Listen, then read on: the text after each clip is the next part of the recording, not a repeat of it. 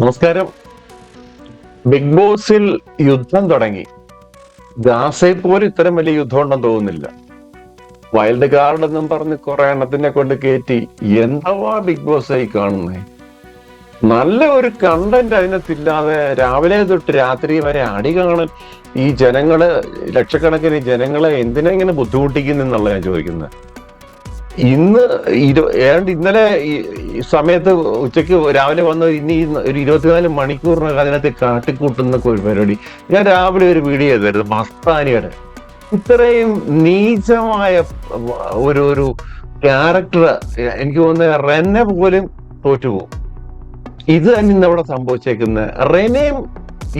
റെനയാണ് ടോപ്പിൽ നിന്നത് ജീവിയുടെന്നും പറഞ്ഞു. ഇപ്പോൾ റെനയും ഇവരും കൂടെ മസ്താനിയും കൂടെ പൊരിഞ്ഞടി. എന്താ പ്രശ്നമെന്ന് എനിക്ക് അങ്ങോട്ട് വ്യക്തമായില്ല. ഞാൻ ആ ഭാഗം കണ്ടില്ല. എന്തായാലും ശരി, അങ്ങോട്ടും ഇങ്ങോട്ടും വാക്പായിട്ടായി. എന്തിന് റെന ചീവീട് മാതിരി നിന്ന് റെന കരച്ചില്. ഉടനെ സമാധാനിപ്പിക്കാൻ ശൈത്യ, മറ്റേ നൂറ ഇവരെല്ലാം ചെന്ന് സമാധാനിപ്പിക്കുന്നുണ്ട്. എന്തുവാണ് കാര്യം എന്ന് പറഞ്ഞാൽ എനിക്ക് ബിഗ് ബോസിനോട് പറയണം, കാര്യങ്ങൾ പുറത്തുള്ള കാര്യങ്ങൾ അകത്ത് പറയരുത് എന്ന് പറയുന്നുണ്ട്. ശരിയാണ്, ബിഗ് ബോസിന്റെ നിർദ്ദേശം ഇതിനകത്തിൽ എത്ര കണ്ടസ്റ്റൻസ് നോക്കുന്നുണ്ടെന്നുള്ളതാണ്, പാലിക്കുന്നുണ്ടെന്നുള്ളതാണ് ഇതിനകത്ത് നമ്മൾ നോക്കേണ്ട കാര്യം. പിന്നെ മറ്റൊരു വഴക്ക് പപ്പാനിയെ ഈ മസ്താനി തന്നെ, മസ്താനി എന്താ നീ ഉണ്ട് എല്ലാത്തിലും. പപ്പാനിയും മസ്താനിയും കൂടെ വെസൽ ടീമിന്റെ കാര്യം പറഞ്ഞ് അത് വഴക്ക്. പ്രായത്തെ ബഹുമാനിക്കാതെ നീ എന്ന് വിളിക്കുന്നു മസ്താനി. കുട്ടി എന്തൊരു വിവരദോഷമാണ് ഈ കാണിക്കുന്നത്. അതുപോലെ തന്നെ ആര്യനെ പഞ്ഞിക്കിട്ട് ജിഷിനും പ്രവീണും വൈൽഡ് കാർഡ് കയറി വന്ന് നശിപ്പിച്ചെന്നും പറഞ്ഞ് ആര്യന്റെ ഡയലോഗ്.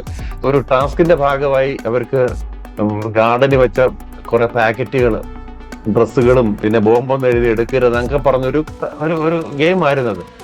ആ ഗെയിമിന്റെ ഭാഗമായിട്ട് ആര്യൻ പറഞ്ഞതാണ്. പക്ഷെ അത് ഭയങ്കരമായ യുദ്ധത്തിലേക്ക് നീ ജിസേലിന്റെ പാവാടവള്ളിയാന്നൊക്കെ പറഞ്ഞ് എന്തൊക്കെയാണ് എടുത്തത്. ഇതിനകത്തുള്ളൊരു ജിസേൽ ആര്യൻ ഒരു കോംബോ വർക്കൗട്ട് ആണെന്നുള്ള ഒന്ന് സംശയമുണ്ട്.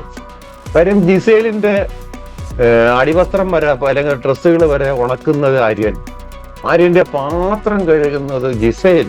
എന്തൊക്കെയോ നടക്കുന്നുണ്ട്. എന്തായാലും നമ്മൾ കാത്തിരുന്ന് കാണേണ്ട കുറെ കാഴ്ചകളുണ്ട്. അടിയുടെ പൂരം.